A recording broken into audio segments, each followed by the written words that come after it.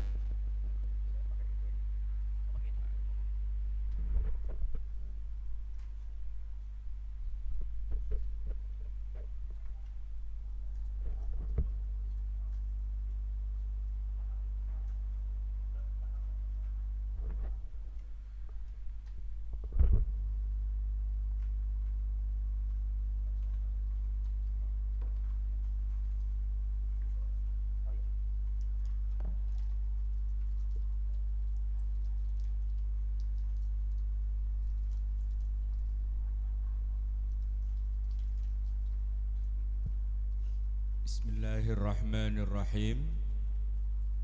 Assalamualaikum warahmatullahi wabarakatuh.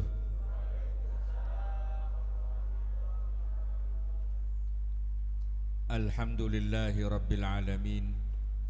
Wassalatu wassalamu ala asyrafil anbiya'i wal mursalin, nabiyyina wa habibina wa syafi'ina wa qurrati a'yunina wa maulana Muhammad. Allahumma salli wa sallim wa barik alaih.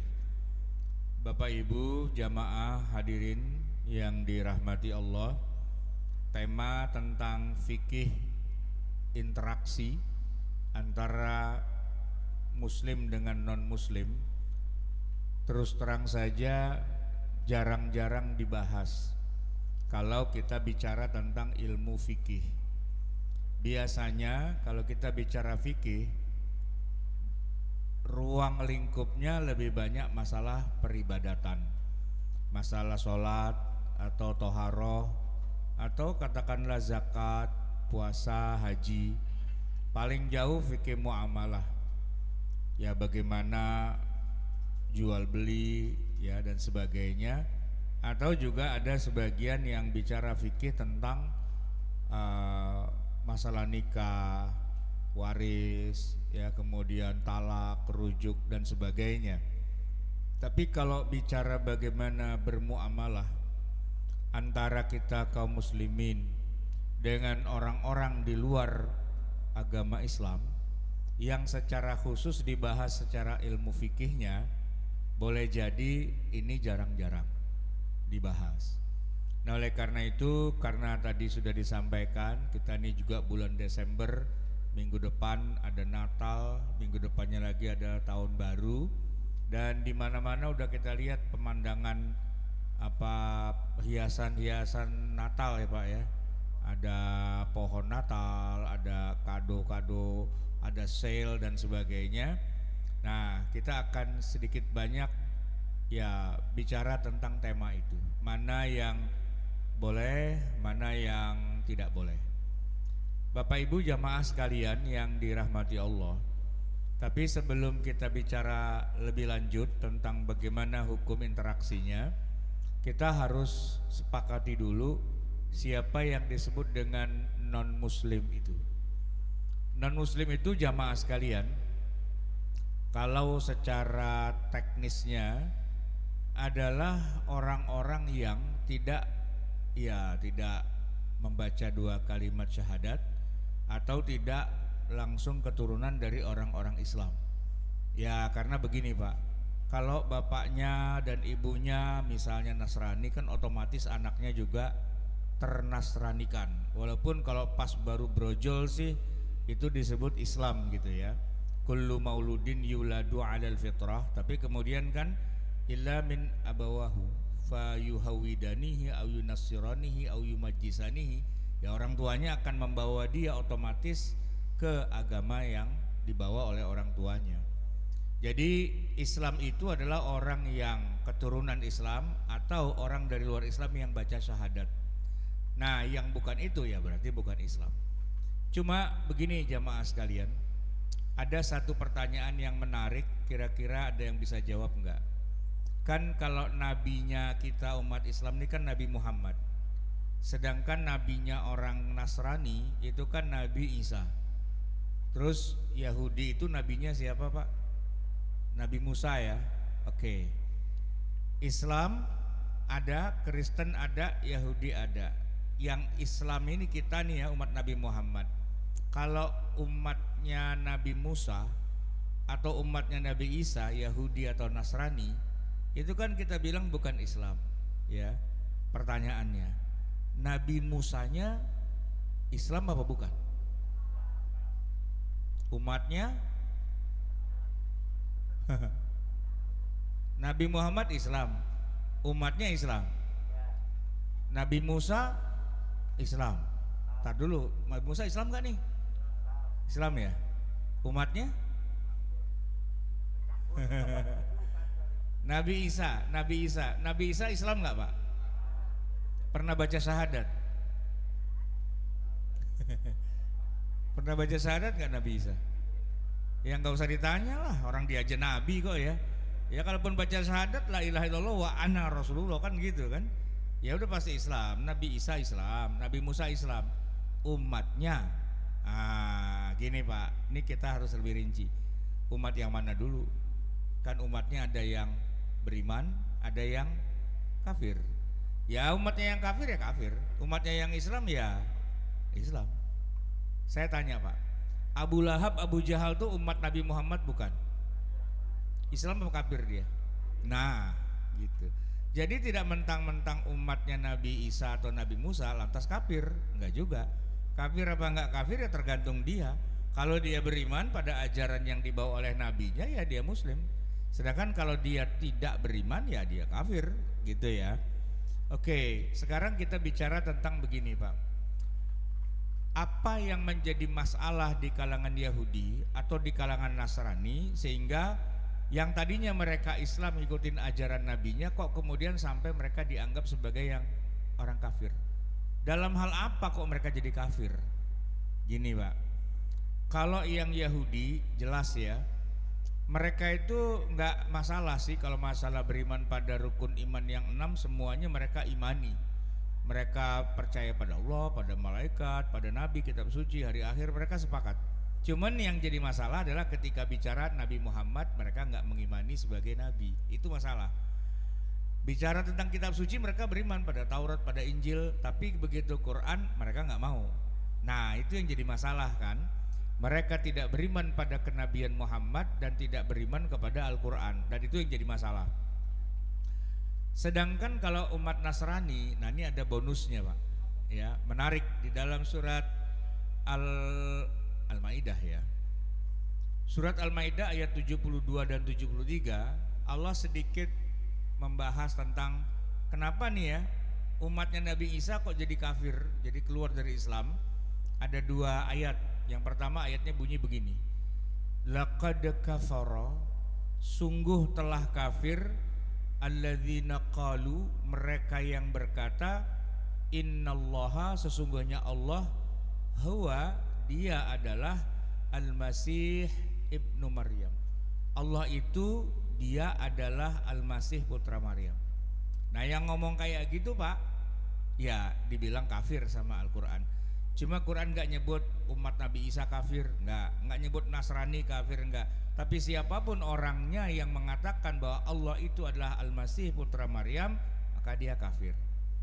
Di ayat berikutnya 73 juga diulang, laqad kafaral ladzina qalu innallaha tsalitsu tsalatsah, sungguh telah kafirlah orang yang mengatakan bahwa Allah itu salah satu dari 3 Tuhan. Nah ini terjadinya di kalangan Nasrani, sedangkan di Yahudi nggak terjadi. Orang Yahudi tidak menyembah 3 Tuhan Pak. Dia kalau ditanya Tuhannya siapa, Allah, bertauhid dia. Ya dia nggak jadi masalah kalau masalah Allah itu ya. Yang jadi masalah dia iman sama semua nabi kecuali Muhammad. Oh enggak, dia juga nggak beriman pada Nabi Isa. Ya, dia tidak beriman pada Nabi Isa, dan banyak juga mengingkari nabi-nabinya sendiri yang menurut mereka nabinya menghalangi hawa nafsu mereka. Jadi orang Yahudi itu Pak, salah satu ciri yang disebutkan di Al-Quran adalah mereka yaqtulunal anbiya, membunuh banyak para nabi.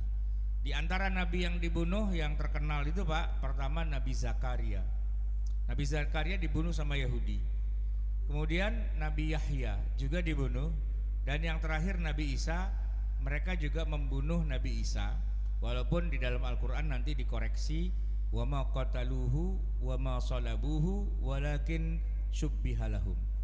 Mereka tidak pernah berhasil membunuh Nabi Isa dan tidak pernah berhasil mensalibnya, tapi yang dibunuh dan disalib itu adalah yang diserupakan gitu ya.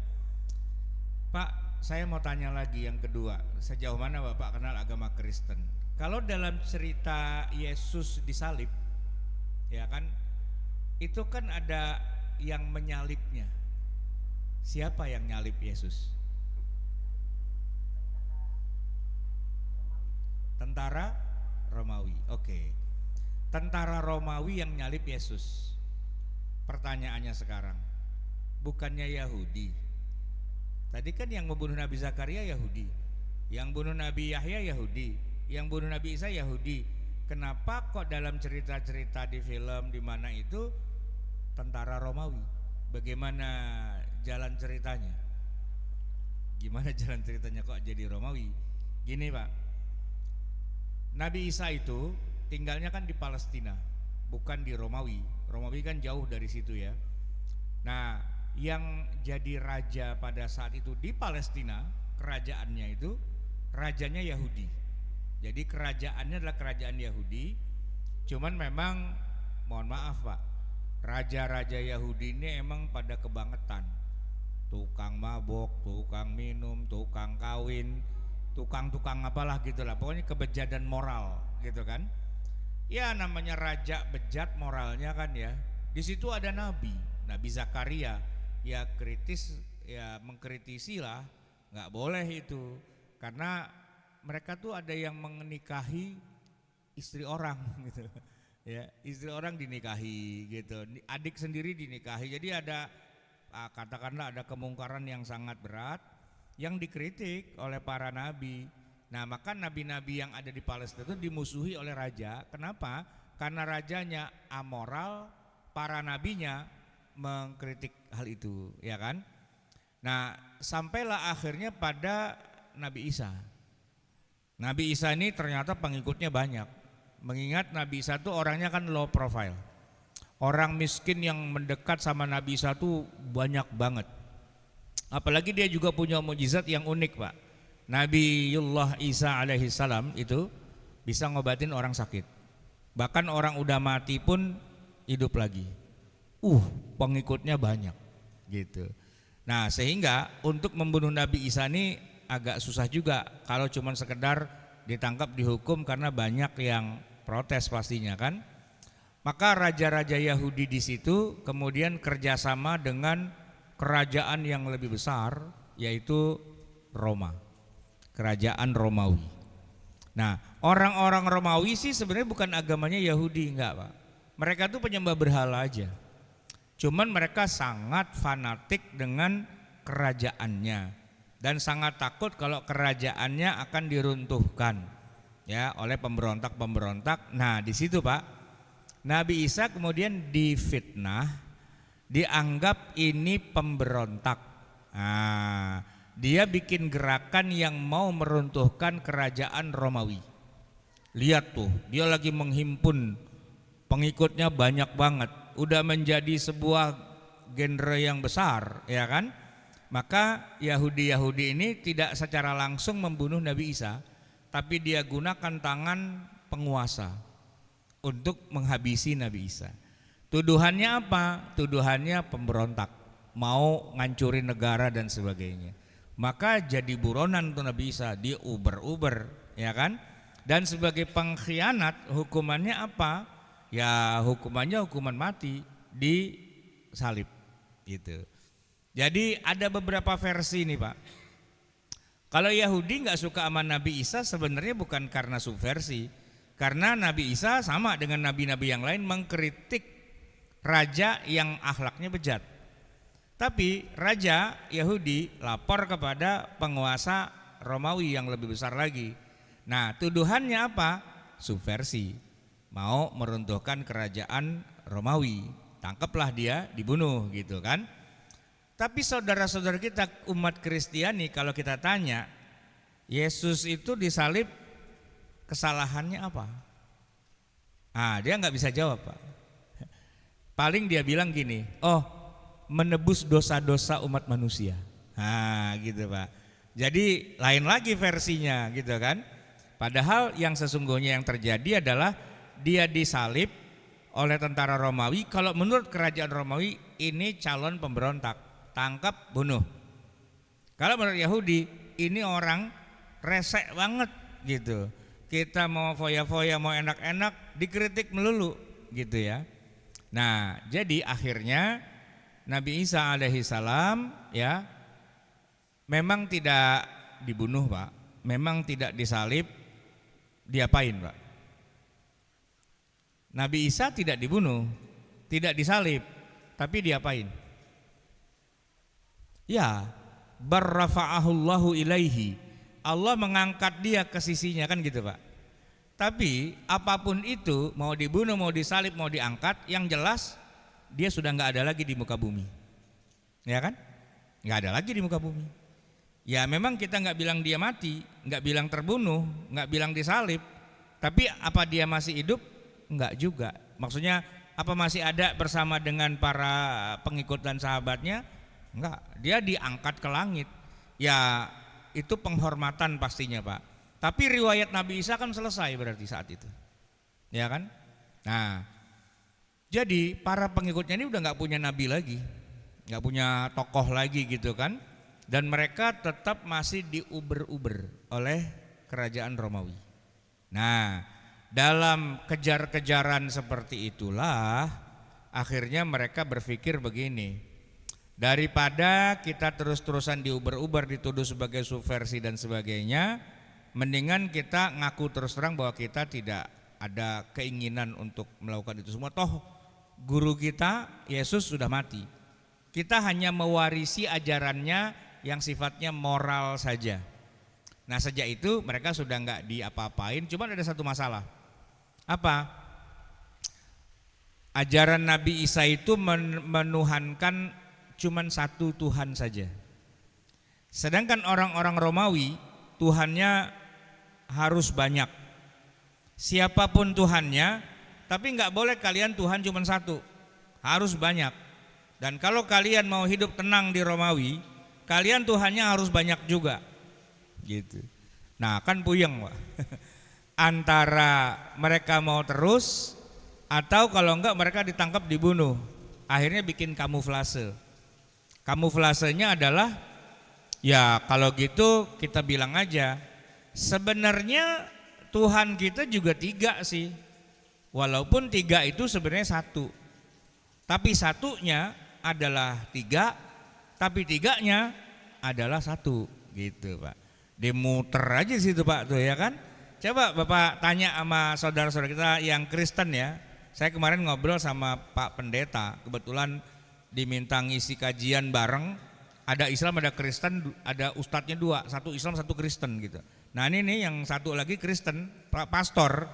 Saya tanya, Pak Pendeta, saya mau tanya jujur nih, bukan mengajakin perang, bukan. Tuhan tiga apa satu? Wah dia ketawa. Memang umat Islam tuh sering menganggap kita Tuhannya tiga, padahal keliru Pak Ustadz. Jadi Tuhannya berapa? Satu. Tuhannya satu. Oh, makanya kita sesuai dengan Pancasila, ketuhanan yang Maha Esa. Terus Tuhan Anak, Tuhan Roh Kudus dan sebagainya. Nah itu katanya. Saya kasih tahu nih Pak Ustadz ya. Allah itu kadang-kadang dia bisa menjelma menjadi Yesus. Nah pada saat itu Yesus jadi Tuhan. Tapi kadang-kadang dia menjadi Allahnya itu sendiri. Jadi dia bisa merasuki tubuhnya Yesus. Nah pada saat itulah Yesus jadi Allah. Ah gitu. Oh gitu.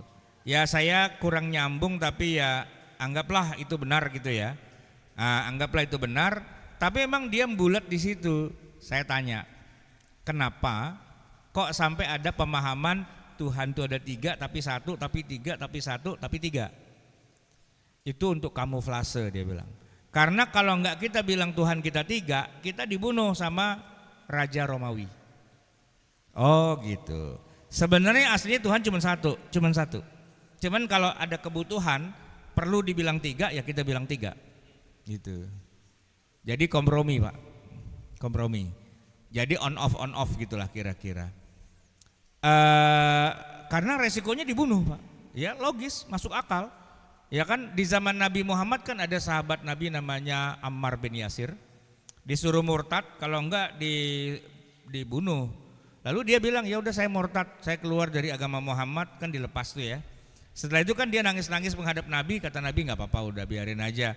Kamu cuman ngomong di mulut tapi kan di hati enggak. Kan boleh tuh Pak, dalam keadaan terpaksa. Cuman pertanyaan saya gini, Pendeta, waktu itu kan terpaksa ya. Kalau Anda bilang Tuhan ada satu doang, dibunuh.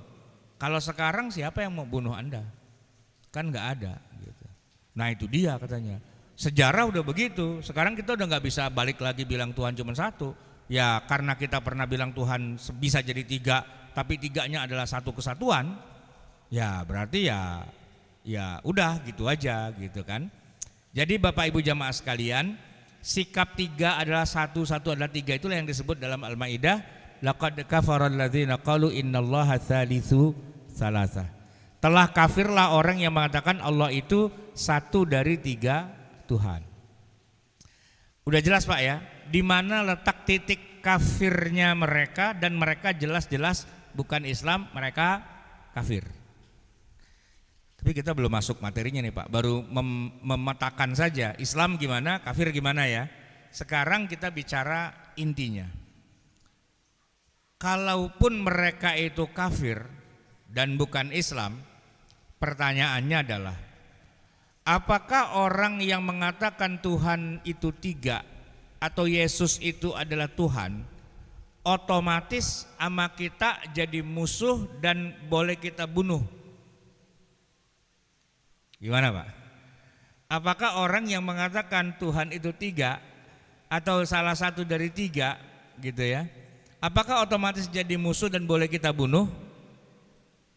Tergantung nih Pak. Tergantung, ya. Kayak Yahudi, Pak. Yahudi nggak percaya sama Nabi sama kitab suci kan? Apakah otomatis jadi musuh harus kita bunuh? Tergantung. Tergantung gini, Pak. Tergantung nabinya siapa dulu. Kalau nabinya para nabi terdahulu, misalnya saya sebut yang awal tuh Nabi Nuh alaihi salam. Ada umatnya yang beriman, ada. Yang ingkar, yang durhaka banyak, ya kan? Nah, yang durhaka ini, Pak, secara status langsung otomatis jadi musuhnya Nabi Nuh. Walaupun Nabi Nuh nggak bisa membunuh mereka, tapi doanya serem, Pak. Ya Allah, jangan sisakan satupun dari mereka yang hidup di dunia. Doanya serem. Dan mereka ditenggelamkan di laut. Nabi Nuh, ya kan? Ditenggelamkan tuh seluruh manusia pada saat itu. Kalau Ibu Susi itu kan dulu menenggelamkan satu kapal gitu ya. Nah, ini enggak, satu negeri itu ditenggelamkan gitu. Serem, Pak, Nabi Nuh itu, ya kan? Terus Nabi siapa? Nabi Lut alaihi salam. Umatnya kayak gitu. Ya, melakukan macam-macam maksiat, sodomi, bla bla bla. Satu negeri itu, Pak, dihancurkan dengan cara dia doa, ya Allah hancurin. Jadi nabi-nabi terdahulu tuh, Pak, kalau sama yang namanya kekafiran itu tiada maaf bagimu. Kafir hancur, gitu, Pak. Dan Allah sendiri menyebutkan di dalam Al-Qur'an, fasiru fil ardi, kamu wahai Muhammad lakukan perjalanan di muka bumi, fanzuru, dan perhatikan, lihat kaifa kana akibatul mukadzibin, bagaimana kesudahan kaum-kaum yang mendustakan para nabi dan rasul. Tidak ada satupun yang selamat. Jadi kafir itu sama dengan mati, gitu, Pak. Kafir sama dengan hancur. Tapi itu untuk umat terdahulu. Bagaimana dengan Nabi Muhammad sallallahu alaihi wasallam? Apakah kafir hancur? Enggak. Kekafiran itu tidak lantas membuat mereka jadi musuhnya Nabi Muhammad. Enggak. Karena di dalam Al-Qur'an dan hanya di Quran saja ada ayat Allah yang bunyinya la ikraha fiddin. Itu enggak ada di Zabur, enggak ada di Taurat, enggak ada di Injil. La ikraha fiddin adanya cuma di dalam Al-Qur'an. Ayat yang bunyinya lakum dinukum waliyadin itu cuma adanya di Quran. Di Taurat enggak ada, di Zabur, di Injil enggak ada. Karena tidak ada konsep toleransi di dalam agama masa lalu. Orang bikin dosa di masa lalu, di masa umat terdahulu, Pak, dibayar kontan. Bapak kalau mau tahu cerita itu nonton aja film Azab. Ya kan? Film Azab. Jadi begitu dia dosa langsung bejendol dosanya. Begitu dia dosa langsung dihukum. Ya kan? Cerita-cerita nenek moyang kita, orang tua kita tuh rata-rata tuh diadaptasi dari cerita umat terdahulu. Ngelawan sama orang tua, ya, durhaka sama emak, jadi apa, Pak? Jadi batu, malin kundang. Ya kan? Saya tanya, itu kan legenda orang Padang ya. Saya tanya, ada nggak orang Padang ngelawan emaknya sekarang, Pak, jadi batu, ada nggak? Yang dia ngelawan sama orang tuanya banyak. Yang jadi batu ada nggak? Nggak ada kan? Ya, kepala batu. Contoh lagi, Pak. Orang Yahudi di masa lalu. Kan mereka hari liburnya hari Sabat itu Sabtu ya. Hari Sabtu itu tidak boleh kerja, Pak. Mereka harus ibadah dalam rumah ibadah mereka. Lalu Allah menguji mereka dengan ini desa nelayan. Ikan-ikannya tuh nggak muncul di hari lain kecuali hanya di hari Sabtu. Pas mereka tidak boleh kerja cari ikan, ya kan, ikannya malah nongol. Kayaknya ikannya nauin, Pak. Aman nih, kita lagi pada ibadah, kagak boleh berburu, kita aman nih. Ikannya pada muncul gitu. Begitu besoknya ikannya udah pada ngilang gitu, ya kan? Ini Yahudi, Pak. Yahudi otaknya pinter, ya kan? Dia bilang begini, kita bikin tambak. Jadi air laut itu ya kita alirkan masuk ke tambak-tambak kita, tapi jangan hari Sabtu, hari Jumat. Kan masuk tuh, Pak. Set, gitu kan? Dah. Nah di hari Jumat tuh ikannya kan udah masuk tuh. Setelah itu besok hari Sabtu kita tetap ibadah, ya kan? Nah hari Minggu ikan yang terperangkap itu kan kita ambil. Kan kita nggak ngapa-ngapain di hari Sabtu, ya kan Pak? Otaknya pinter orang Yahudi itu Pak, ya kan? Tapi Allah kok dikadalin gitu ya? Nggak bisa. Anda melanggar. Satu kampung tuh Pak dikutuk jadi monyet. Kunu kiradatan khasiin. Jadilah kamu kera-kera yang hina. Jadi monyet Pak, ya kan? Lalu 3 hari kemudian monyet-monyet itu pada mati sih, karena dia nggak bisa berkembang biak gitu ya. Itu Yahudi. Sekarang saya tanya Pak, kita umat Islam hari ibadahnya kan hari Jumat, ya kan? Yang ke masjid banyak, yang nggak ke masjid lebih banyak lagi. Apa ada pada jadi monyet? Enggak kan Pak? Enggak kan? Nah kenapa? Karena untuk umat Nabi Muhammad kayak gitu-gitu tuh sama Nabi ditolak. Enggak. Umatku mau kafir aja. Dan jangan dihancurin ya Allah. Gitu Pak. Ini yang terjadi pada umat Nabi Muhammad. Sebenarnya Nabi udah ditawarin, itu gunung-gunung di Mekah, kalau Nabi izinkan mau ditebalikin sama para malaikat itu. Ini kan musyrikin Mekah ini kan pada beler semua itu Pak, pada ngawur semua itu kan, ada Abu Jahal, Abu Lahab dan sebagainya. Ini 2 gunung nih mau kita tebalikin nih, Jabal Abu Qubais sama Jabal satu lagi itu mau tebalikin. Cuman malaikat minta izin dulu sama Nabi, kata Nabi enggak, enak aja ngancur-ngancurin. Mereka ini malaikat nih Pak, spesialis memang tukang ngancurin suatu negeri. Dari dulu setiap ada Nabi dan Rasul mereka udah siap-siap gulung tangan, macam-macam kita habisin, macam-macam kita habisin gitu. Ini udah lama nih Pak, terakhir zaman Nabi Isa kan, udah 600 tahun mereka pada nganggur nggak ada job, gitu kan.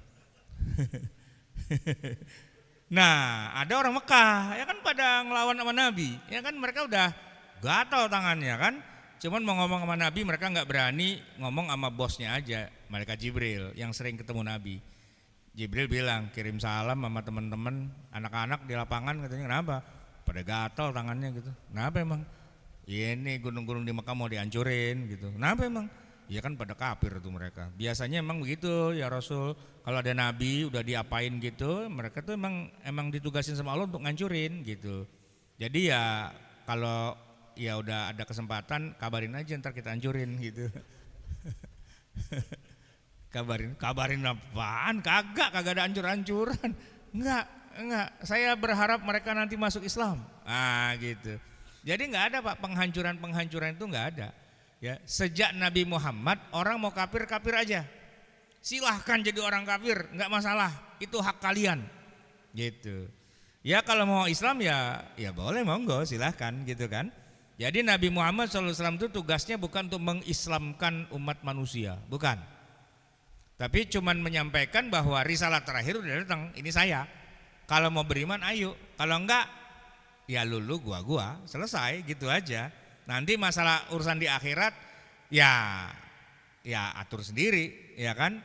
Prinsipnya tuh cuman gini Pak, Allahumma turja. Ya Allah atur aja. Gitu. Atur aja. Ini dakwah Islam, ini risalah Islam di Quran, ya kan sebagainya. Ada mau pakai cakep gitu. Enggak mau pakai enggak apa-apa. Udah enggak apa-apa, kafir aja, santai. Nabi itu enggak punya perasaan apapun Pak pada orang-orang yang tidak mau masuk Islam, santai. Saya kasih contoh nih Pak. Raja Kristen di masa Nabi itu Kaisar Heraklius. Ya. Kaisarnya Romawi, ya. Nah itu Pak, Nabi Muhammad punya tugas oleh Allah suruh sampaikan berita bahwa dirinya Nabi itu kepada Kaisar. Nabi tulis surat, min Muhammadin Rasulillah ila Hiraqla azimir Rum, salamun ala man ittaba'al huda, fa inni ad'uka bi di'ayatil Islam aslim taslam yu'tikallahu ajraka marratain fa in abaita fa innama 'alaika ismul arisiyin. Gitu Pak surat. Dibaca kan? Itu Pak Raja ya, ketika membaca surat itu dia antara percaya nggak percaya. Karena sebagai seorang penganut Kristiani, dia tahu memang akan ada nabi yang terakhir, tapi dia nggak nyangka nabi terakhirnya beneran ada dan ngirimin dia surat. Surprise juga, gitu kan? Nah, tapi takutnya ini nabi palsu. Maka dia cari orang di Romawi itu, waktu itu tempatnya di Palestina. Siapa di antara kalian yang asalnya dari Mekah, orang Arab? Tolong ajak ke sini. Waktu itu Pak, Abu Sufyan, ya pemimpin kota Mekah, musuhnya Nabi, kebetulan lagi break dari perang sama Nabi, lagi ada perjanjian Hudaybiyah, nggak ada perang. Nah dia gunakan untuk melakukan bisnis ke Romawi. Dia pas lagi ada di situ, maka berhadapanlah Kaisar Heraklius dengan pemimpin kota Mekah, musuh bebuyutannya Nabi, yaitu Abu Sufyan bin Harb. Kata raja Kaisar, Abu Sufyan, kamu kenal orang ini? Kenal raja. Siapa dia? Mantu saya. Abu Sufyan itu mantunya Nabi, mertuanya Nabi. Karena putrinya Abu Sufyan, yaitu Sayyidatina Ramlah atau disebut dengan Ummu Habibah, dinikahi oleh Nabi. Jadi kenal luar biasa. Oke, saya mau tanya banyak kalau emang ente merasa kenal. Gimana dia bla bla bla, panjang tuh Pak ya, dari pagi sampai sore, sampai dikit lagi maghrib. Ya, ditanya banyak gitu. Terakhir Pak, saya singkat aja, kata Kaisar, kalau emang semua yang Anda jawab itu benar, berarti memang dia benar-benar seorang nabi. Kalau saya sampai ketemu orang ini langsung, Nabi Muhammad, saya akan cium kakinya. Kata Kaisar. Ya. Tapi suratnya minta saya untuk menjadi pengikut dia. Nah ini yang saya belum bisa. Ngormatin iya, tapi jadi pengikut tidak. Logis nggak Pak? Logis nggak? Kayak gini Pak, saya tanya, Bapak ngakuin nggak Nabi Isa tuh Nabi, benar nggak Pak? Kenapa Bapak nggak ngikutin ajaran Nabi Isa? Ya karena kita udah punya Nabi Muhammad, Isa, Muhammad, ya kan? Ya Kaisar gitu juga, gua udah punya Nabi, Nabinya Isa, ya kan? Ya ikutin Isa aja, nggak ikutin Muhammad. Lagian Muhammad kan orang Arab, saya puyeng ntar baca Quran, ya kan? Belajar Iqra lagi dari mula, ribet itu urusannya. Iya kan? Jadi kata Kaisar, saya hormat sama Nabi kalian, makanya saya kirimin hadiah. Ya raja Pak kalau ngasih hadiah masa dodol Garut, kagak lah ya. Yang bagus-bagus lah gitu. Salah satunya itu seekor kuda, blasteran antara kuda dengan keledai, namanya bighal, istilahnya itu bighal. Hasil kawin silang antara kuda dengan keledai. Itu di Arab nggak ada Pak.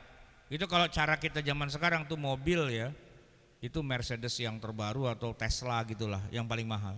Dikirimin pada Nabi Muhammad dan oleh Nabi diterima. Surat Nabi itu ngajak dia masuk Islam, dia ogah, ya kan? Tapi dia bilang kita berteman aja, gitu. Saya nggak jadi murid Anda, saya tidak jadi pengikut Anda, tapi saya ya hubungan baik aja. Oleh Nabi diterima hadiah dari Kaisar itu, dan kata Nabi, ya lo, gua ajak masuk Islam, ogah lo, awas lo besok kemana lewat sini gua hajar lo, kan nggak gitu Pak, nggak gitu. Ya udah kita berteman, selesai. Itu Kaisar Heraklius. Ada lagi kaisar yang satu lagi dari Mesir, Muqawqis namanya. Sama, dikirimin surat. Dia bilang balasnya, saya belum bisa ikut agama Anda, tapi saya menghormati Anda. Dengan ini saya kirim banyak souvenir. Ya, dibawalah itu souvenir. Salah satu souvenir adalah budak perempuan yang bernama Maria Al-Qibtiyah dan adiknya bernama Sirin, gitu ya. Nah, Nabi dengan budak perempuan Maria Al-Qibtiyah itu dapat anak Pak, namanya Ibrahim, ya kan? Yang ngasih orang kafir, yang diajak Islam nggak mau masuk Islam, tapi juga tidak mau bermusuhan. Tapi dia ngasih hadiah, diterima, nggak ada masalah, nggak ada beban buat seorang Nabi Muhammad untuk ya gitu sih dia pada susah diajak masuk Islamnya gitu. Nggak ada Pak. Kali gitu Nabi bilang, ya Allah, Kaisar Heraklius matiin ya Allah, itu matiin. Nggak kayak gitu. Nggak kayak Nabi Nuh. Nabi Nuh bilangnya apa? Ya Allah, jangan sisakan satupun, matiin semua. Nabi Muhammad, no, enggak, biarin aja. Ya urusan dia lah nanti di akhirat, ngurang-ngurangin kerjaan Pak. Soalnya kalau dia pada masuk Islam, terus dia banyak dosa di akhirat, Nabi punya kerjaan banyak Pak. Ngeluarin mereka atu-atu kan ribet. lu Islam banyak dosa lo gitu. Iya kan? Ini Pak, ini kita jadi problem buat Nabi ini ya. Islam tapi dosanya banyak. Nah, kan kita dijanjiin syafaat gitu kan. Pak, orang tuh kalau jadiin syafaat, nawin Pak, jangan banyak dosa. Biar nggak usah masuk neraka. Islam banyak dosa gitu kan. Emang sih Pak, emang dijanjiin sama Nabi, tapi jangan keenakan gitu kan. Nabi kan jadi ribet di akhirat. Siapa lagi? No masuk ada lagi no pojokan no gitu. Islam juga no. Mukanya bercahaya sih gitu. Lihatin, Nabi masuk neraka gitu. Kagak sholat Pak. Ya, lu sih kagak sholat gitu kan. Bikin kerjaan aja gitu. Ya kan? Bikin kerjaan. Jadi kalau ada orang kagak masuk Islam, ya Nabi juga santai juga Pak. Kenapa? Bukan beban gua jadinya. Kan gitu urusannya kan? Iya. Ya terus dia mau nyari sama siapa? Ya lu kan punya Nabi, sono minta sama Nabi lu gitu ya. Nabinya dia, apaan lu minta sahabat sama gua? Di dunia aja lu kagak beriman, gua aja doain lu mati, syukurin lu sekarang. Ah gitu Pak. Pokoknya kleset lah tuh Pak orang kafir itu. Gitu ya. Nah dari situ Pak, Nabi kita Nabi Muhammad SAW itu tidak pernah merasa orang kafir yang tidak mau beriman itu sebagai musuh, itu tidak. Oleh karena itu fikihnya, nah baru kita masuk fikih nih Pak. Ya orang kafir itu bukan musuh kita. Orang kafir itu ya teman kita, saudara kita, bahkan keluarga kita. Dan Nabi kita, Nabi Muhammad SAW itu keluarganya yang inner circle-nya itu Pak, banyak yang kafir loh. Dan Nabi tidak bisa main paksa. Ya, misalnya contoh gini Pak. Nabi kan punya bapak yang sudah meninggal duluan sebelum Nabi lahir. Jadi lahir dalam keadaan yatim. Kemudian Nabi diasuh oleh ibunya, tapi juga masih umur 6 tahun gitu kan, ibunya meninggal. Jadi kan yatim piatu.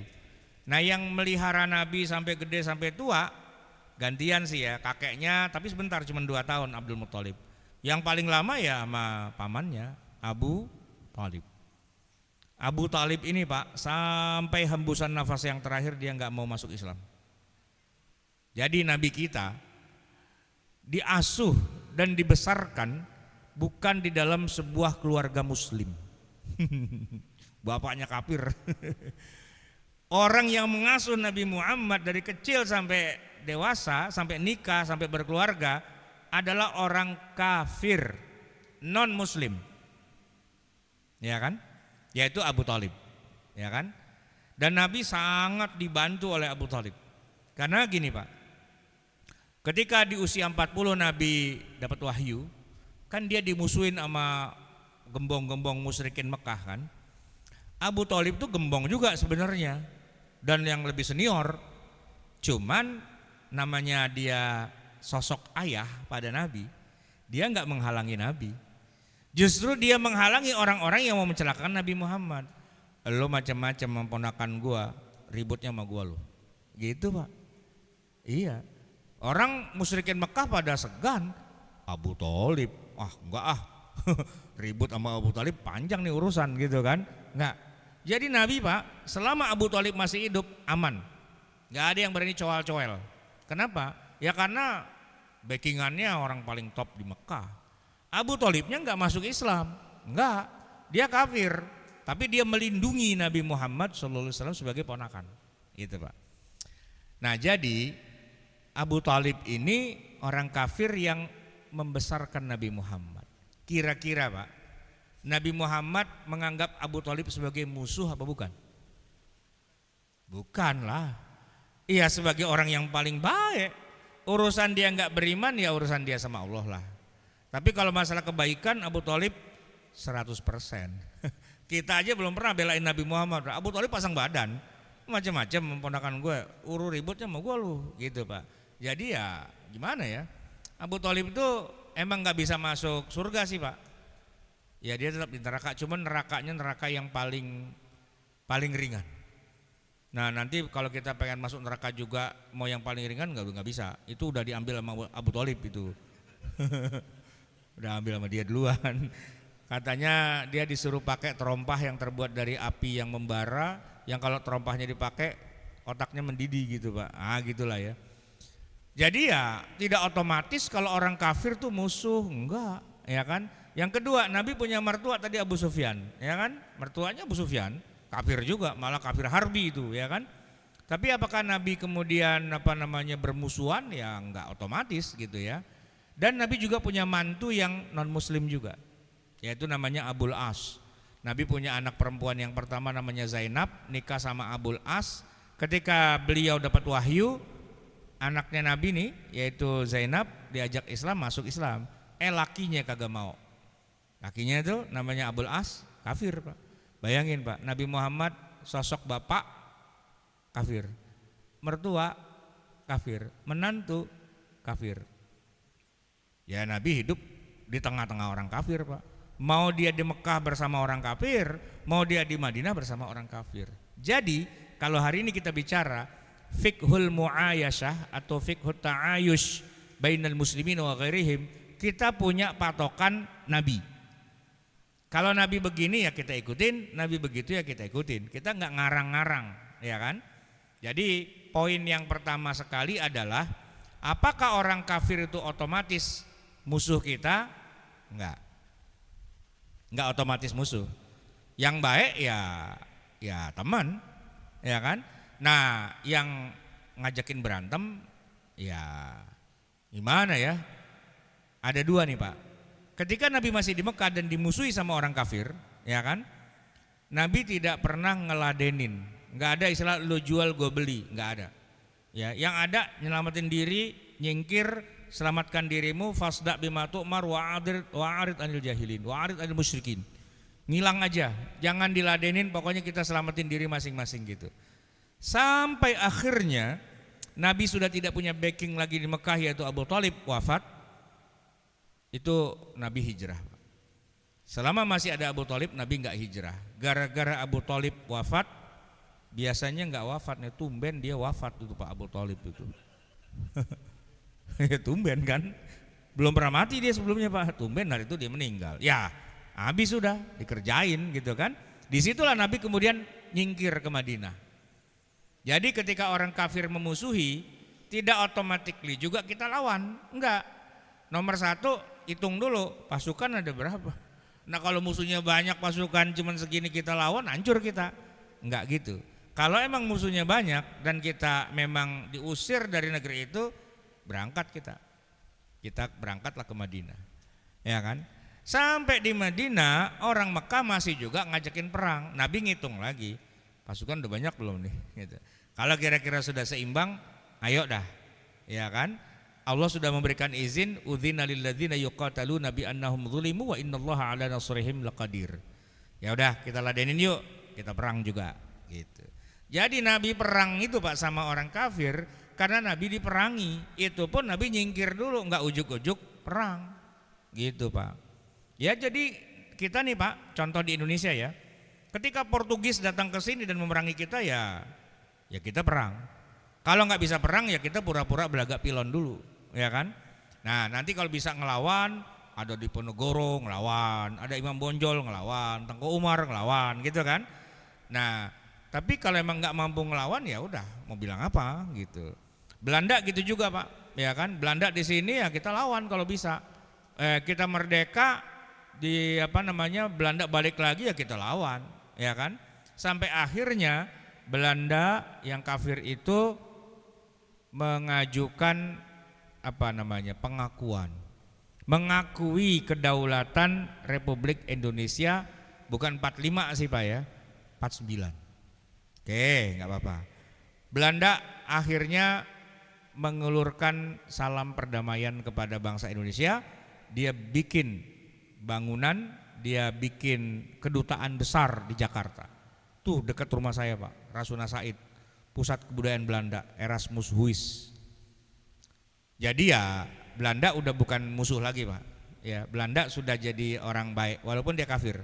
Dan di Amsterdam, ibu kota Belanda, ya kita punya KBRI, ya kedutaan besar Republik Indonesia. Kita jadi bersahabat sama Belanda.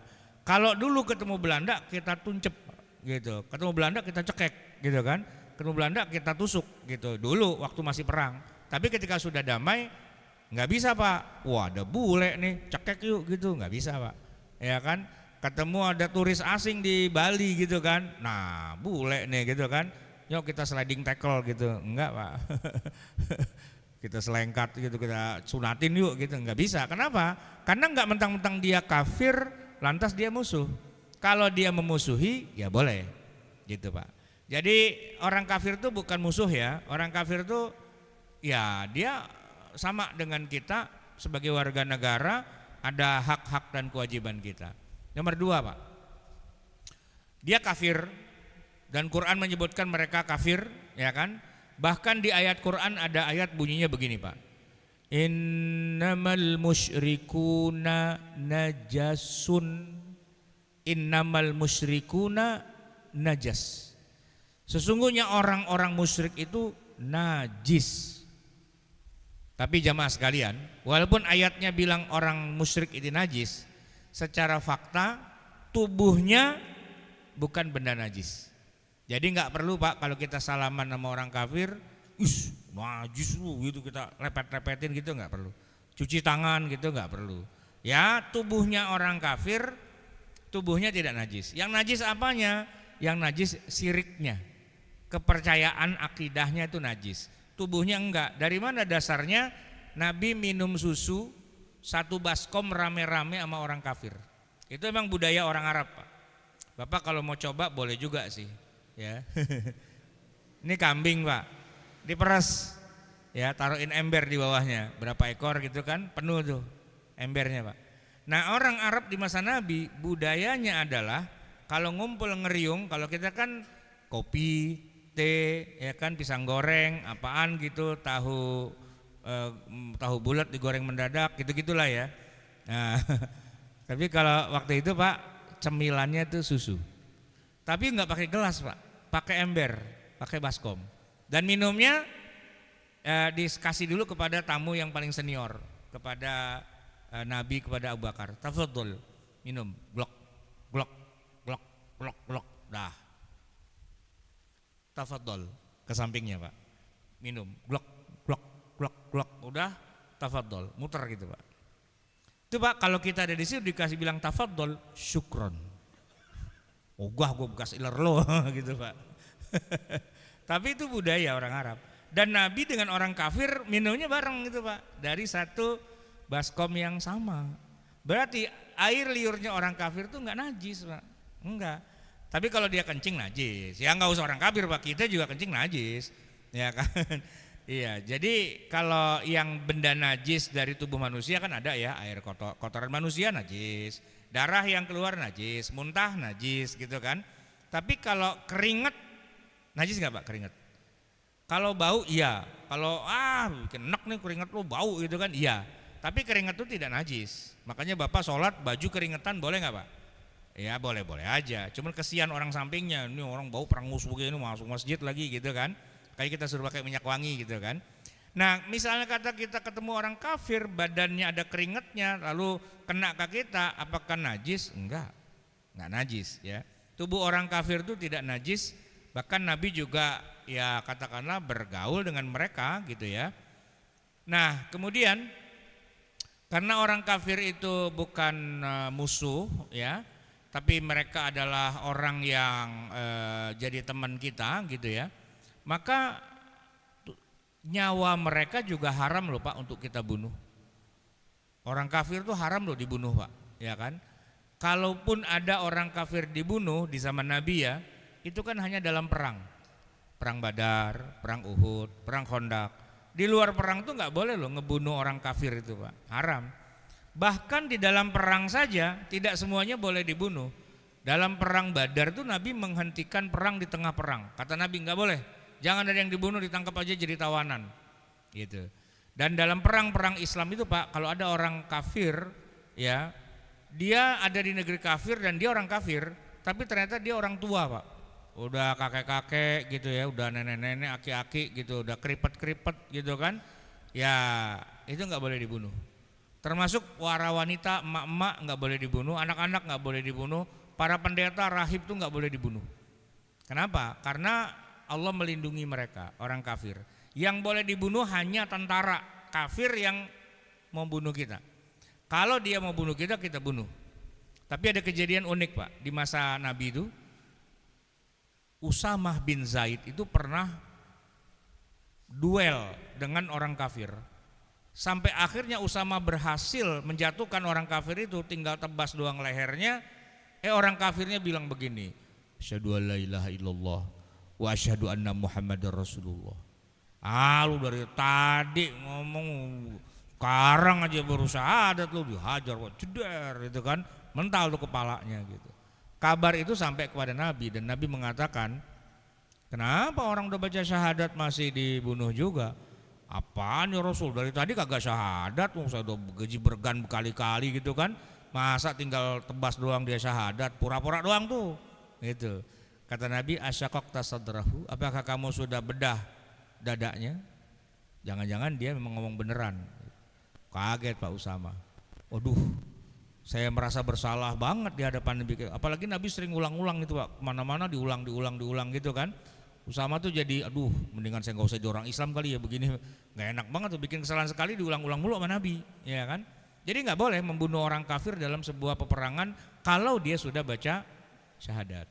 Baik, jamaah sekalian, sekarang kita bicara tentang peribadatan. Orang kafir hidup bersama kita, pastikannya dia ibadah. Dia sholat misalnya, mungkin gak tahu ya sholatnya kayak gimana. Kalau orang Kristen saya tahu Pak sholatnya, karena saya ngobrol sama pendeta, dia bilang begini-begini aja Pak Ustadz gitu, gampang. Oh enak dong ya, nggak usah pakai wudhu, nggak usah gitu, nggak usah ngadep kiblat, nggak usah rukuk sujud, nggak usah, udah gini aja gitu. Asik juga lu ya, gitu Pak. Nah puasanya juga asik Pak orang Kristen. Saya tanya, puasa ada nggak di Kristen? Ada Pak Ustadz, ada Kristen tuh ada puasanya juga. Oh gitu. Cuman kata dia, kalau orang Islam kan puasanya Ramadan dari subuh sampai maghrib. Nah kalau kita bebas, kita bisa custom sendiri. Terserah mau dari jam berapa sampai jam berapa, bebas, masing-masing sesuai dengan kelegaan waktunya aja. Jadi boleh misalnya kita mau puasa dari jam, kalau kita kan orang Islam subuh nih, enggak, kami orang Kristen puasa dari jam 8 pagi sampai setengah 9, itu boleh Pak gitu. Lah mau setengah jam doang, ya nggak apa-apa, yang penting niatnya gitu. Sama satu lagi, kalau orang Islam kan puasa nggak boleh makan, minum total semua nggak boleh. Tapi kalau kami Pak, sesuai dengan yang kita niatkan aja. Jadi misalnya kita bilang, ya Tuhan saya mau puasa tidak makan nasi, ya udah nasi aja. Lontong sayur boleh, gado-gado boleh gitu Pak, karedok boleh, bubur ayam juga boleh, kan bukan nasi gitu kan. Jadi yang kita puasain yang itu aja gitu. Wah asik juga tuh, agama bisa di custom kayak gitu, cakep tuh saya bilang gitu ya. Nah, jadi ada Pak orang Kristen kayak gitu. Nah itu Pak, mereka diberi kebebasan, terserah dia mau apain tuh agamanya, itu urusan dia. Kita nggak boleh nyala-nyalain, nggak boleh mengkritisi, nggak boleh menganggap itu keliru apa dan sebagainya, karena itu agamanya dia. Gitu. Ya agamamu, agamamu, agamaku, agamaku. Kita nggak perlu menjelekkan, nggak perlu nyinyir, nggak perlu apa dan sebagainya. Kenapa? Kalau kita nyinyirin dia, otomatis dia akan balas. Maka Allah melarang kita untuk menghina Tuhan-Tuhan mereka. Bayangin Pak, Allah itu cemburu dirinya disyarikatkan. Tapi kalau kita umat Islam melihat orang kafir nyembah berhala, kita nggak boleh jelek-jelekin berhala. Kenapa? Karena nanti dia akan jelekin Allah. Nah kita nggak mau tektokannya itu, ya kan? Nah maka silakan mereka ibadah, kita kasih kesempatan mau ibadah, yang penting kita nggak boleh ikut ibadah sama dia. Jadi kalau ada orang Kristen lagi kebaktian di gereja, nah kita nggak boleh nyelip Pak di situ. Ngapain lu di sini? Baca Yasin gitu. Nggak boleh walaupun baca Yasin. Kenapa? Karena ini ibadahnya dia, nggak boleh. Tapi kalau bukan ibadah nggak apa-apa. Misalnya nih Pak, orang Kristen pada ngumpul lagi makan-makan, kita diundang makan, boleh nggak? Ya kalau makan mah nggak apa-apa, yang penting bukan peribadatan gitu, poinnya di situ Pak. Nabi sendiri kalau orang musyrikin Mekah lagi pada ibadah, Nabi nggak ikut. Tapi kalau mereka udah selesai dari ibadah, Nabi datang ke depan Ka'bah, kan banyak berhala di situ kan. Nabi sholat menghadap ke Baitul Maqdis, nabrak Ka'bah, dan di kanan kirinya banyak berhala, ada Hubal macam-macam kan di situ kan. Nggak apa-apa kita masuk ke rumah ibadah mereka selama mereka tidak lagi ibadah. Jadi Pak, misalnya bukan Kristen, misalnya orang Buddha. Buddha itu kan punya rumah ibadah Candi Borobudur. Pak, kita Muslim, boleh nggak kita jalan-jalan wisata ke Candi Borobudur? Tapi nggak boleh hari Waisak Pak. Kalau hari Waisak, mereka para biksu Buddha itu lagi pada kumpul, lagi pada baca apa ya, istilahnya baca-baca anunya mereka lah ya, ritual ibadah. Kalau kita mungkin lagi yasinan apa lagi maulidan apa gitu lah ya, mereka lagi baca. Nah kita nggak boleh ikut Pak, nggak boleh. Kenapa? Mereka lagi ibadah gitu. Nah tapi di luar hari ibadah mereka, ya kita boleh ke Borobudur, boleh. Naik sampai ke atas paling tinggi juga boleh. Bahkan kalaupun kita ternyata lupa belum sholat, astagfirullah mau sholat gitu Pak, boleh di rumah ibadah orang kafir. Nabi sendiri sholat di depan Ka'bah dikelilingi oleh 360 berhala dan tidak jadi masalah. Yang penting jangan pas mereka lagi ibadah. Kita Pak lagi di puncaknya Borobudur tiba-tiba pengen sholat, boleh nggak? Boleh. Cuman ada masalah, belum wudu. Nah di atasnya Borobudur kagak ada keran, ya kan? Ya mau nggak mau turun Pak, ya kan ke bawah, wudhu no di bawah gitu. Nah kalau kita wudhu di bawah apa naik lagi? Ogah langsung tinggi, iya kan, turun aja di bawah udah gitu kan. Ya jadi gitu Pak, boleh. Nah orang kafir boleh nggak masuk ke masjid? Sebenarnya kalau Nabi sendiri di waktu di Madinah, Nabi membolehkan orang kafir masuk masjid asalkan memang ada kepentingannya. Jadi Nabi menerima utusan Bani Thaqif, Bani Najran di dalam masjid gitu. Baik, cuman ya kita lihat maslahat dan madaratnya gitu kan, mana yang sekiranya dimungkinkan. Terus yang penting juga Pak, ini yang sekarang lagi mau Natal nih Pak, bolehkah kita mendoakan orang kafir? Boleh nggak Pak?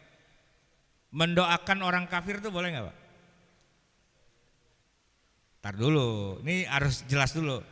Doa itu apa?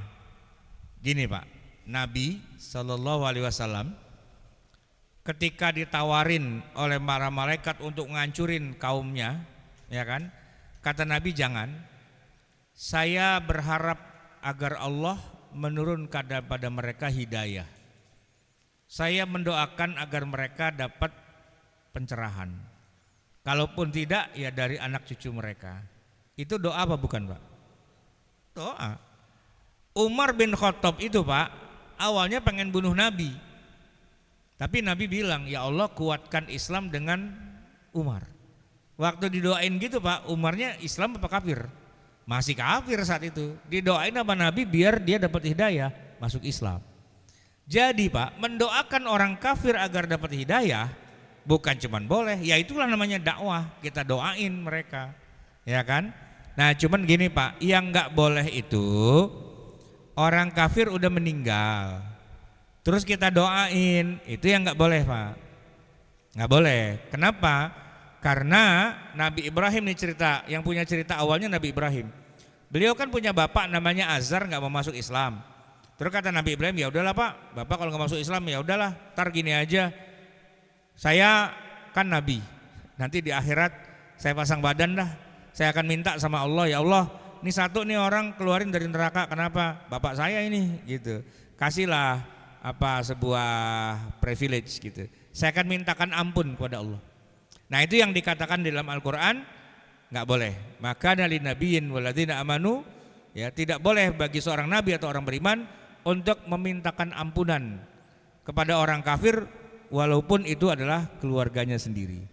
Jadi tidak boleh Pak. Maka Nabi Muhammad itu sebelum Abu Talib mati, dia minta Abu Talib baca syahadat paman. Kenapa? Karena saya nggak bisa nolongin paman kalau udah mati dalam keadaan kafir. Gitu Pak. Jadi yang haram itu adalah mendoakan ampunan atau keselamatan ketika orang itu udah jadi orang kafir dan mati dalam keadaan kafir. Ya kan? Sekarang pertanyaannya gini Pak. Tetangga kita non muslim meninggal, kita boleh layat nggak Pak ke rumahnya? Doain boleh nggak? Kalau bilang begini Pak, turut berduka cita, turut berbela sungkawa, boleh nggak Pak? Itu doa bukan Pak? kan kita menyatakan berduka cita. Kita enggak doain semoga dia diampuni, enggak. Cuman bilang kita turut merasa kehilangan, turut memberikan empati dan sebagainya. Semoga keluarga yang ditinggalkan mendapatkan kesabaran, diberikan ketabahan gitu kan. Itu kan bukan mintakan ampun, boleh dong Pak, ya kan? Maka kita bikin kembang, tulisan turut berduka cita, boleh. Karena bukan mendoakan. Yang enggak boleh itu Pak, ya semoga almarhum diterima oleh Allah, nah, itu enggak boleh. Semoga dosa-dosanya dihilangkan, itu enggak boleh, ya kan? Tapi kalau ucapan duka aman sih sebenarnya, batasnya di situ Pak.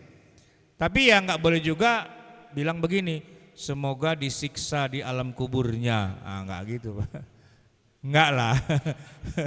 Semoga dipersulit oleh mungkar nakir gitu. Enggak lah, ya enggak gitu juga ya kan. Nah, atau enggak meninggal Pak, dia sakit. Tetangga atau keluarga atau bos atasan siapapun lah non muslim Pak, sakit. Kita kenal baik gitu kan. Terus kita jenguk Pak. Boleh enggak kita bilang begini? Semoga lekas sembuh ya Pak. Boleh enggak? Mendoakan kesembuhan boleh? Boleh. Boleh. Masa kita bilang semoga enggak sembuh-sembuh dan akhirnya mati juga gitu. Ya enggak gitu kan. Dia langsung sembuh Pak, dia kesel sama kita gitu. Begitu juga mendoakan kebaikan yang sifatnya duniawi. Misalnya gini Pak, ini kan mau liburan. Tetangga mau pulang kampung atau mau liburan kemana, dia bilang, Pak saya pamit ya, titip rumah gitu. Oh iya, hati-hati di jalan ya, semoga lancar sampai tujuan. Boleh kan Pak? Hati-hati di jalan semoga lancar, boleh. Masa kita bilang gini, semoga nanti di jalan tol ada tabrakan beruntun dan Bapak sekeluarga mati nggak ada satupun yang hidup. Kan nggak gitu juga. Nggak harus gitu ngomongnya sama orang kafir kan. Ya tergantung gitu ya. Kita orang baik ya nggak kita omongin yang jelek-jelek. Nah terakhir Pak tentang Natal. Ini udah terakhir nih Pak. Orang Kristen Natalan. Terus dia kan banyak itu Pak, parsel, makanan, buah apa gitu kan. Dikirimin ke kita. Boleh kita makan nggak Pak? Tapi ada tulisannya Merry Christmas gitu. Boleh nggak Pak? Kalau ada patung Yesusnya jangan. Tapi kalau cuma dikasih nasi uduk gitu ya, atau pecel, gado-gado dan sebagainya ya kita makan aja. Karena itu bukan hewan sembelihan. Yang nggak boleh misalnya gini Pak, orang Hindu, orang Buddha, dia nyembelih nih untuk berhala, ya kan?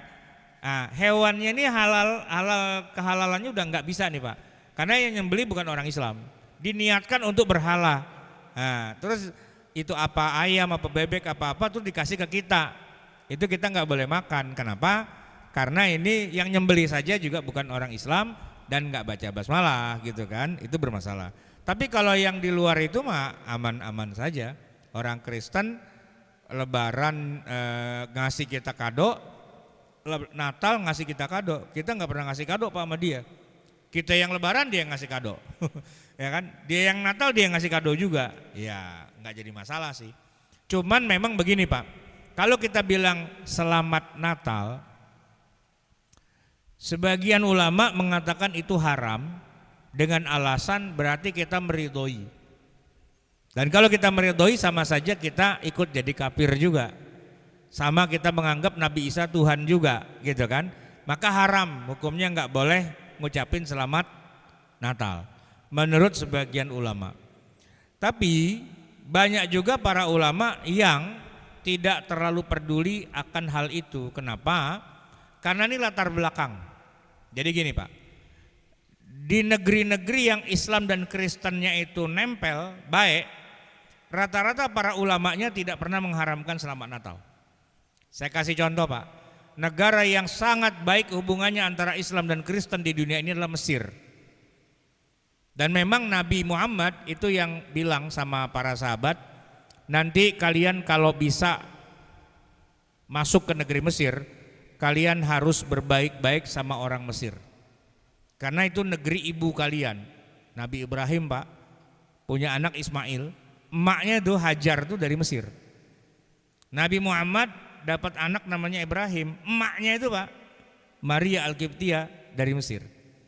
Maka para sahabat ketika sampai ke negeri Mesir diwanti-wanti sama Nabi sama Umar bin Khattab, jangan diotak-atik agama mereka, biarin aja.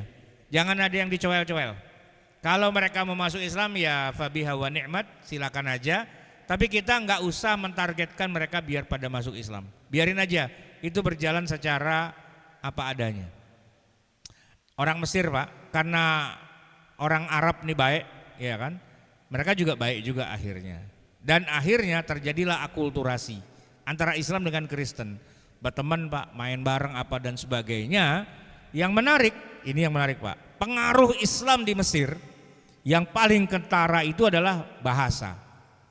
Orang Mesir akhirnya pada pinter-pinter bahasa Arab. Walaupun mereka tidak semuanya masuk Islam. Nah ini Pak, ini kacau nih urusan ini satu nih. Jadi di Mesir banyak pendeta yang jago bahasa Arab. Padahal dia pendeta. Bahkan yang hafal juz amma, hafal Yasin, hafal Waqiah, hafal Tabarok, hafal Al-Kahfi Pak. Dia bisa ngomong sama kita pakai bahasa Arab. Kalau kaget subhanallah. Kalau dengar ada orang mati innalillahi wa inna ilaihi rajiun. Nah gitu Pak. Dan kalau kita baca Quran geratul-geratul sama dia dibenerin. Idghamnya kurang tuh, dia bilang begitu Pak. Ya kan? Ya, jadi mereka lebih pinter. Kenapa? Sementara agamanya bukan Islam. Gitu. Dan di Mesir lebih kacau lagi Pak. Gereja tuh di sana pakai kubah. Saya bilang, kacau nih Kristen di Mesir nih. Gerejanya ngikutin masjid. Bukan, kebalik. Masjidnya ngikutin gereja. Karena sebelum Islam datang ke Mesir, di Mesir gereja udah banyak dan pakai kubah. Kubah itu bangunan khas di Eropa Timur dan di Mesir juga. Itu gereja pakai kubah. Cuma bedanya gini Pak, kubahnya ada salibnya di atas. Ya, kalau masjid itu nggak ada salibnya, gitu. Nah di negeri Mesir itu Pak, orang Islam sama orang Kristen tuh nempel, senempel-nempelnya bersahabat. Jadi kalau kita tanya kepada para ulama di Al-Azhar Asy-Syarif, gimana hukum mengucapkan selamat Natal? Why not? Santai aja. Anda bilang selamat Natal gitu, apakah akidah Anda runtuh, bubar, Anda kemudian jadi Kristen? Enggak lah, siapa yang bilang kayak gitu? Enggak. Tanya kepada Dr. Yusuf Al-Qaradawi, sama. Enggak apa-apa, aman, enggak ada masalah. Itu kalau kita nanya pada ulama Mesir. Tapi kalau kita nanya ulama Saudi, nah lain itu Pak. Ulama Saudi rata-rata strict, enggak boleh, haram. Jadi nanti Bapak akan bingung nih kalau nanya tentang hukum mengucapkan selamat Natal. Ada ustadz yang bilang haram gitu kan, ada ustadz yang bilang boleh. Itu bisa kita lihat uratnya tuh Pak. Oh yang bilang boleh itu ke Mesir, yang bilang haram tuh ke Saudi gitu Pak. Uratnya ketahuan tuh Pak. Emang itu khilafiyah gitu kan. Tapi saya Pak terus terang saja tidak pernah mengucapkan selamat Natal. Kenapa? Saya nggak punya teman yang Kristen Pak. Masa teman kita orang Islam kita selamat Natal gitu, apaan lu gitu ya. Tapi kalaupun ada seandainya di antara kita yang terpaksa harus mengucapkan, maka kalau bisa biar nggak usah ngucapin kata selamatnya, itu pakai bahasa Inggris Pak, atau pakai bahasa Arab. Jadi Yusuf Qaradawi itu ketika ditanya, boleh nggak kita mengatakan pada orang Kristen, Aidun Sa'id, kullu amin wa antum bi khair, ya aman Pak. Lafaz itu nggak ada kalimat yang murtadnya, nggak ada. Aidun Sa'id, hari raya yang berbahagia. Kullu am, sepanjang tahun, wa antum bi khair. Semoga kita semua dalam keadaan baik-baik, aman Pak. Sama dengan bahasa Inggris juga, Merry Christmas and Happy New Year. Itu nggak ada bahasa semoga, ya, selamat, nggak ada. Bahasa Indonesia apa yang jadi masalah? Karena kita bilang selamat Natal, seolah kita memberikan keselamatan, mendoakan keselamatan pada prosesi mereka itu. Makanya Pak, kalau terpaksa ngucapin Natal itu, selamatnya dibuang. Sama Pak, itu nggak ketahuan kok. Ya, seperti gini Pak, kita kalau ngomong sama orang selamat pagi, selamat siang, selamat sore Pak, kan boleh bilangnya gini, pagi Pak, boleh kan? Nggak usah pakai selamat. Kenapa? Ini orang kafir nih. Maka kalau bilang selamat pagi Pak, oh kedoain orang kafir nih gitu kan. Kita bilang pagi Pak, iya nggak apa-apa kan, emang pagi kan. Sore Pak, ya nggak apa-apa emang sore. Malam Pak, ya malam emang gitu kan. Nah orang Kristen lagi Natal, kita, aduh nggak enak nih kalau nggak ngomong udah Natal Pak, emang Natal, ya kan, emang Natal. Kita nggak bilang selamat, Natal Pak, emang Natal ya kan? Gimana Pak Natalnya sukses? Wah sukses ya Natalnya, oke. Sukses lah Natalnya, nggak apa-apa. Natal yang sukses, ya kan lu yang sukses gitu kan. Kita mah nggak bilang semoga kalian diberikan ampunan sama Allah, enggak gitu. Tapi kalau kita mau rangkai menjadi kalimat yang semoga Allah Subhanahu Wa Taala memberikan petunjuk dan hidayahnya kepada kita semua, boleh nggak Pak? Ya petunjuk dan hidayah mah dia butuh banget, gua juga butuh, dia juga butuh. Ya semoga Allah turunkan hidayahnya pada kita semua, boleh. Salamnya Nabi kepada Kaisar Heraklius tuh salamun ala manittaba'al huda. Ya, semoga salam sejahtera diberikan kepada mereka yang mengikuti petunjuknya Allah. Nah, gitu kan. Jadi salamnya ada khas gitu. Baik, jamaah sekalian ini kayaknya waktunya udah habis ya dari tadi ya. Saya nggak disuruh berhenti kayaknya. Cukup sampai di sini. Mohon maaf atas segala kekurangan dan kesalahan. Hadanallah wa iyyakum ajma'in wal afu minkum. Assalamualaikum warahmatullahi wabarakatuh. Waalaikumsalam warahmatullahi wabarakatuh. Dibuka pintu pertanyaan, Ustaz? Ya. Ya, bagi Bapak Ibu yang ingin bertanya.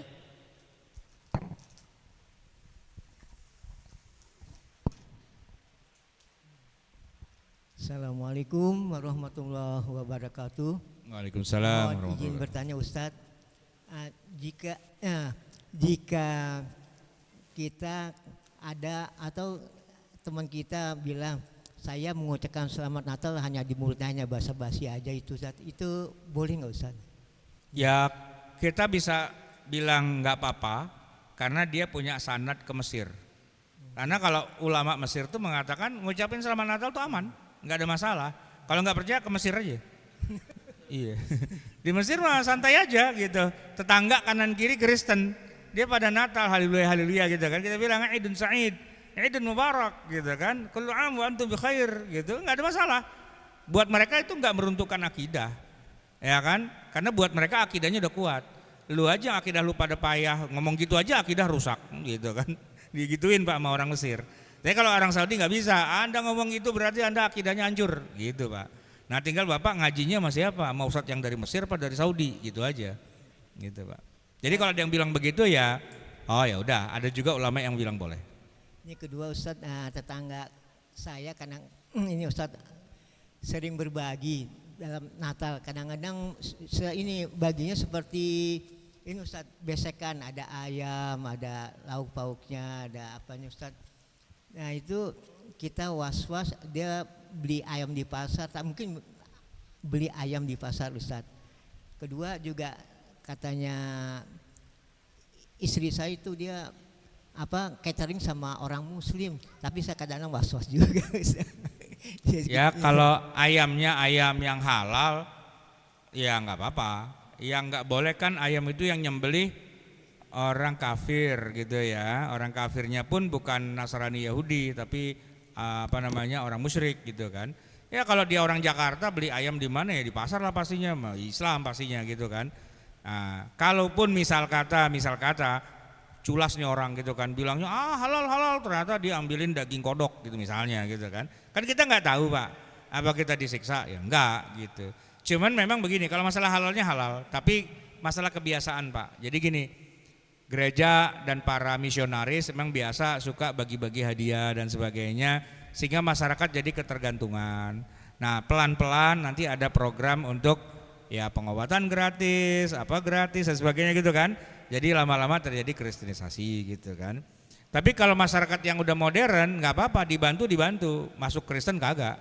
Kayak orang sekarang Pak, kalau lagi ada pejabat kampanye bagi-bagi duit, serangan fajar, ya kan? Duitnya diambil, kagak nyolok juga sih dia, cuma ngambil duit doang kan gitu ya. Ya kira-kira kayak gitu Pak. Jadi ya tidak otomatis haram, cuman ya sebaiknya kita perhatikan jangan selalu kita berada nadah begini mulu gitu ya. Baik, ada lagi Pak? Ya, terima kasih Ustadz. Ya silakan Pak. Assalamualaikum warahmatullahi wabarakatuh. Waalaikumsalam. Ustadz, gimana hukumnya kalau ada ustadz ceramah di gereja gitu? Kan ada kejadian seperti itu. Ustadz ceramah di gereja. Iya. Justru Di medsos ada. Gini Pak. Saya nggak tahu kalau yang di medsos ya. Tapi gini, Nabi kita Nabi Muhammad SAW itu kan dakwahnya kepada orang Islam apa orang kafir Pak? Enggak, Nabi Muhammad. Nabi Muhammad kalau berdakwah itu kepada orang Islam apa kepada orang kafir? Pada orang kafir, ya kan? Saya Pak, sejak berejak jadi ustadz belum pernah saya dakwah di depan orang kafir. Berarti kan saya nggak kayak Nabi. Dakwah ke orang Islam, sama-sama udah Islam udah dakwahin gitu kan. Harusnya kan dakwah itu kepada orang kafir, ya kan? Nabi khutbah di depan umum, di depan orang kafir, dan hasilnya adalah orang kafir pada kelepek-kelepek pada masuk Islam, gitu kan? Nah kalau ada ada ustadz diundang sama gereja, suruh jelasin agama Islam, datang apa enggak Pak? Ya datang lah, jelasin. Islam tuh gini, Islam tuh gini, Islam tuh gini. Saya sih pernah Pak ya, tapi bukan di gereja. Nah ini dia nih, salah kamar. Jadi ada sebuah perusahaan ulang tahun. Pada saat itu pas Ramadan. Jadi sambil merayakan ulang tahun, mereka bikin acara buka puasa bersama. Direksi datang, komisaris datang, dan jajaran direksi dan komisaris satu pun gak ada yang Islam, kafir semua. Tapi mereka duduk di depan. Ada yang Hindu, ada yang Buddha, ada yang Kristen, ada yang Konghucu gitu kan, macam-macam. Nah yang Islam karyawan Pak, di belakang sono pada berisik gitu, ini depan. Nah karena ini acaranya Islam, yang ceramah saya. Tapi mereka juga mendatangkan pastor-pastornya mereka. Duduk berjejer kita berlima Pak. Pastor, saya. Ya kan? Karena ini buka puasa, yang disuruh ceramah saya. Kalau ini Natal mungkin dia gitu kan. Ini buka puasa, jadi saya yang ceramah. Saya puyeng Pak. Ceramah apaan di depan pastor kan gitu ya. Ya, kira-kira nyinggung apa enggak? Nah, saya cerita aja. Cerita apa yang dilakukan oleh Dr. Yusuf Al-Qaradawi. Qaradawi itu pernah datang ke Indonesia Pak. Dan oleh Menteri Agama waktu itu Pak Maftu Basudi ya. Kepada Qaradawi diundangkan para dirjen dari masing-masing agama. Kalau yang Islam udah pastilah ya. Dirjen Kristen, Katolik, Protestan, Hindu, Buddha, Konghucu.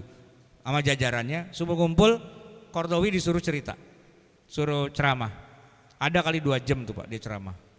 Ya kan? Habis ceramah Pak, semua hadirin orang Kristen, orang Hindu, Buddha pada cium tangan sama Qaradawi. Syekh Yusuf Qaradawi itu. Kenapa? Dia baru tumben dengar ada ceramah yang sebegini enak dan menyejukkan. Nah, itu Pak, ceramahnya itu yang saya pakai di acara buka puasa itu. Dan selesai ceramah, pastor pada cium tangan sama saya Pak. Iya, dia bilang, Pak Ustadz, seumur-umur saya ketemu orang Islam, baru Pak Ustadz doang yang ngomong kayak gini, katanya gitu. Artinya Islam segitu tolerannya ya. Iya. Enggak, biasanya Ustadz itu kalau ngomong tuh kafir, kita tuh dibaki-maki mulu Pak, gitu. Enggak dijelaskan bagaimana asal muasalnya dan sebagainya. Ya, saya baru tumben dengar ada orang Islam bilang Kristen bukan musuh. Kristen tuh ya teman. Kalau musuh ya baru kita urusan. Tapi kalau enggak ya kita berantem. Saya baru tumben dengar dari Pak Ustadz gitu. Bisa enggak rutin di sini ngisi pengajian katanya gitu. Ya ntar enggak apa-apa, ntar lama-lama saya masuk Islam juga bisa juga Pak gitu kan. Ya pastor Pak gitu ya kan, mungkin dia basa-basi aja gitu kan. Tapi saya bilang ya boleh-boleh saja asalkan kita bukan mau masuk Kristen, tapi kita mau menyebarkan agama Islam, paling tidak walaupun tidak mengislamkan mereka, tapi memberikan wawasan yang benar terhadap agama Islam gitu. Nabi dakwahnya kepada orang kafir, bukan kepada orang Islam. Ya. Cukup kali? Ada lagi?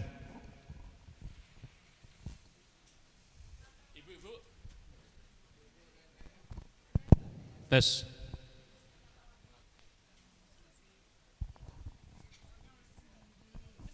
Bismillahirrahmanirrahim. Pak Ustadz, di sekolah kami sekolah negeri ya. Jadi berbagai agama ada di sekolah kami. Kebetulan guru saya ada 5 orang yang Nasrani. Saya di sana sudah 6 tahun yang sekarang ini. Ketika mereka Natalan, saya tidak pernah mengucapkan dan memberi apapun kepada mereka. Tapi ketika saya bulan puasa, mereka paling rajin mengingatkan, Bu kita buka bersama gitu. Dan mereka pun support bawa segala macam. Terus kalau ada hari pawai Islam, mereka pun ikut, semuanya ikut. Pokoknya bergembira ikut gitu. Dan mereka tuh setiap kita sholat duha pun ikut. Meskipun tidak sholat tapi mendampingin anak-anak kita semuanya. Nah kemarin itu baru terjadi perdebatan. Jadi ibu ibu bukan orang Pancasila, kata dia gitu. Mana keadilan ibu? Ibu tidak pernah memberikan selamat ataupun hadiah kepada kami ketika kami Natalan. Saya diam aja karena terus guru agama bilang, buat kami tidak boleh, kata guru agama. Dia tersinggung, pokoknya marah sekali. Jadi dia bilang kita ini umat apa bertoleransi, dia pokoknya pakai dalil bertoleransi. Saya masih diam saja. Nah saya sekarang mau tanya, untuk Natal ini solusinya seperti apa biar maksudnya ini kan toleransi umat beragama gitu ya. Kemudian saya sebagai kepala sekolahnya merasakan juga memang beliau memang fair ketika kita mengadakan event-event agama Islam, mendukung dan mensupport semuanya gitu. Terus apa langkah yang harus saya laksanakan ketika Natal ini? Ya, namanya itu adalah bagian dari organisasi kita ya, ruang lingkup kerja kita. Ya hak-hak mereka kasih aja. Mereka mau Natalan ya silahkan. Mereka mau misa, mau kebaktian pun juga monggo, silahkan. Cuman kalau masalah hadiah kan ya nggak bisa dipaksa ya. Dia mau ngasih kita hadiah ya kita terima. Tapi kalau dia harus dikasih hadiah masa maksa? Kasih dong lu hadiah, gimana sih gua aja kasih hadiah masa lu enggak? Ya enggak lah, kan kayak orang ulang tahun gitu. Ada budaya-budaya orang kalau ulang tahun ngasih hadiah, ada budaya enggak. Ya kan itu tergantung budayanya masing-masing. Jadi caranya kita menghormati dia mungkin tidak pakai hadiah karena emang budaya kita enggak begitu misalnya gitu ya. Tapi kalaupun lah misalnya kita ya udah deh kita kasih hadiah juga, kira-kira haram enggak? Ya kalau bicara haramnya enggak, namanya orang ngasih hadiah cakep Pak. Justru malah kalau bisa, kalau pas Natal kita masjid bikin acara makan bersama khusus orang Kristen. Tapi di halaman masjid. Biar apa? Ya biar dia tahu masjid juga baik. Sering-sering aja datang kemari, siapa tahu dapat hidayah kan gitu. Kita jaring pakai hadiah, ya kan? Mereka menjaring kita pakai hadiah, ya kita jaring juga pakai hadiah, bukan pakai cacian, makian dan sebagainya. Kafir lo, gitu kan nggak gitu. Ya udah, dia menghormati kita dengan berbagai macam hadiah dan sebagainya. Kita hormatin yang sama. Kita main kuat-kuatan akidah aja, ya kan? Pada dasarnya itu tidak jadi masalah. Cuman balik lagi Bu, di Indonesia ustadz itu kebanyakan dari Saudi. Jadi kalau ibu kayak gitu ntar diomelin sama ustadz haram gitu kan, ya ibu tahu diri aja. Emang banyak ustadz yang galak gitu. Tapi kalau ibu tegar, nggak apa-apa kok, para ulama di Mesir juga santai. Ya emang santai. Saya kasih tahu aja. Sering-sering aja ke Mesir Bu, ketemu dengan para ulama yang lebih terbuka mereka cara berpikirnya dan tidak harus sedikit-sedikit haram, sedikit-sedikit haram gitu. Baik. Cukup kali ya? Ada lagi? Terima kasih.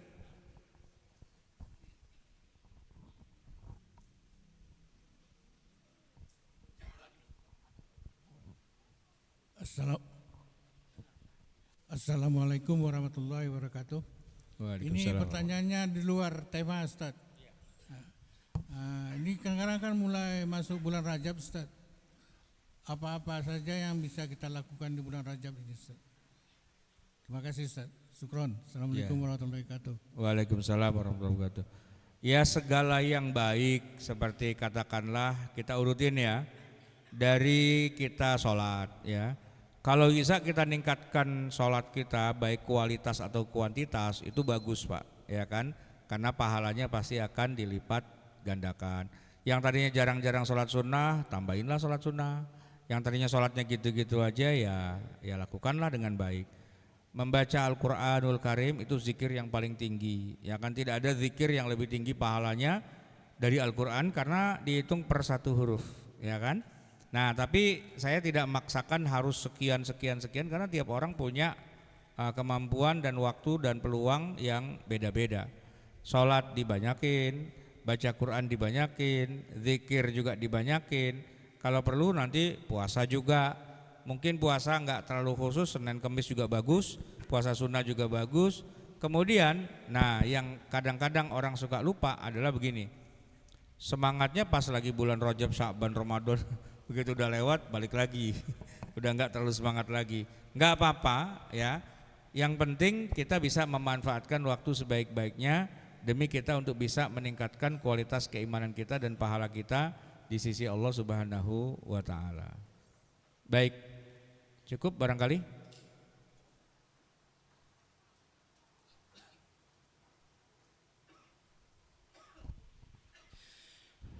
Baik, terima kasih kepada Al-Ustadz Dr. Ahmad Sarwat LCMA yang telah memberikan ilmu kepada kita. Mata kuliah inti dari pembahasan adalah nata'awanu fima ittafaqna alaih wa ya'dhiru ba'duna ba'dan fima ikhtalafa. Kita saling tolong menolong, kita saling ta'awun terhadap apa-apa yang kita sepakati, wa ya'dhiru ba'duna ba'dan fima ikhtalafna fih. Kita saling toleransi atas apa yang menjadi perbedaan kita semuanya. Tapi kami ucapkan terima kasih kembali kepada Ustadz Dr. Ahmad Sarwat. Semoga nanti kita bisa bersua kembali Ustadz di tahun 2026 insya Allah. Dan kami umumkan kepada jamaah sekalian, insya Allah kita di bulan Januari, yaitu kita di tanggal 18 Januari 2026, insya Allah kajian kita akan diisi oleh Al-Ustadz Dr. Arwani Amin LC MSI yang insya Allah akan hadir di majelis kita insya Allah biidznillah ta'ala. Dan kita sebentar lagi kita masuk bulan Ramadan. Nanti ketika kita masuk bulan Ramadan, info-info kita semuanya ada di grup. Mohon bagi yang belum masuk grup, mohon konfirmasi ke admin yang ada di grup agar bisa nanti dimasukkan di grup insya Allah seperti itu. Terima kasih semuanya. Kita tutup pertemuan kita dengan bacaan kafaratul majlis. Subhanakallahumma wa bihamdik asyhadu an la ilaha illa anta astaghfiruka wa atubu ilaik. Assalamualaikum warahmatullahi wabarakatuh.